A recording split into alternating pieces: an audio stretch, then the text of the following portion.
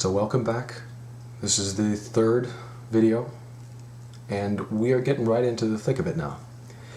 In the last video I talked about fear, and how your sense of fear is perpetuated by your sense of self, and that if you hold an irrational sense of self, your fear is much more than what it needs to be. Logic is a very strange thing that I cannot clearly understand. Animals don't seem to have it, though that doesn't mean that they don't. But regardless, humanity has the ability, the capacity, to think in logical terms. We don't know why. We take logic on faith. And logic, therefore, in my mind, is the strongest faith. But enough about that. Let's talk about nonviolence in action, rather than a withdrawn concept or an abstract concept. Let's take a look at what I've said so far, what we've talked about so far, and apply it directly to the idea of nonviolence. Here we go. The anger we might feel for another who perpetrates injustice arises out of empathy, our empathy for the victim. The injustice is exposed to us because we identify with the victim.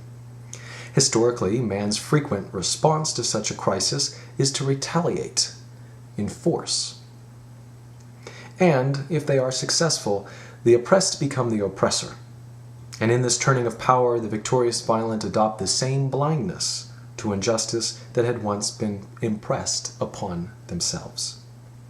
Instead of ending injustice, they merely shift it from one body to the next. Like a pile of dust that is first swept under a carpet and then under a sofa some weeks later, the problem is never directly addressed. These videos seek to offer a means to the end of injustice.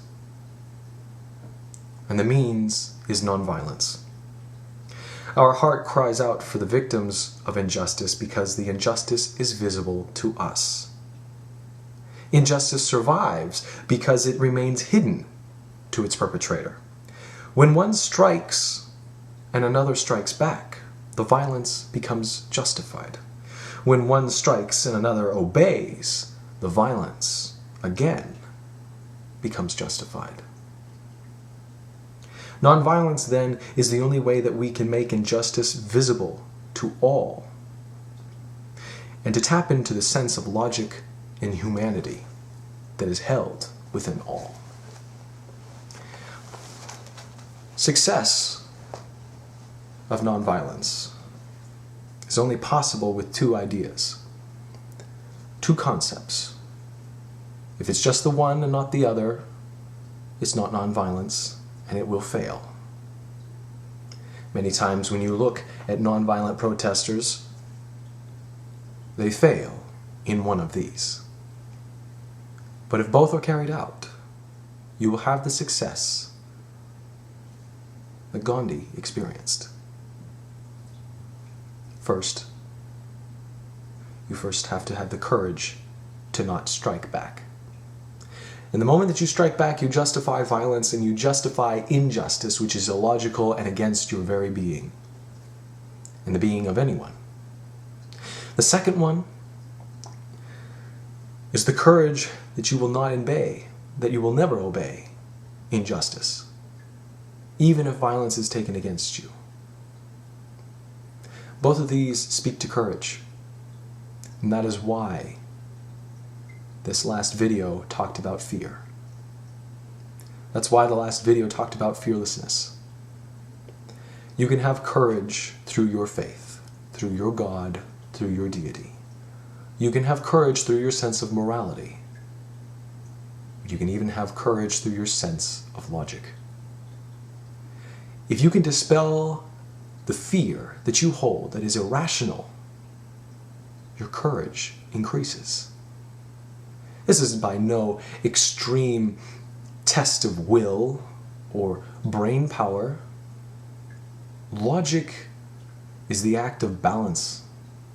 It's the act of bringing the equation to its end. The simplification of things.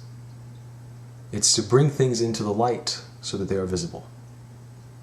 As soon as you see that most of your fears are irrational, you suddenly don't fear them.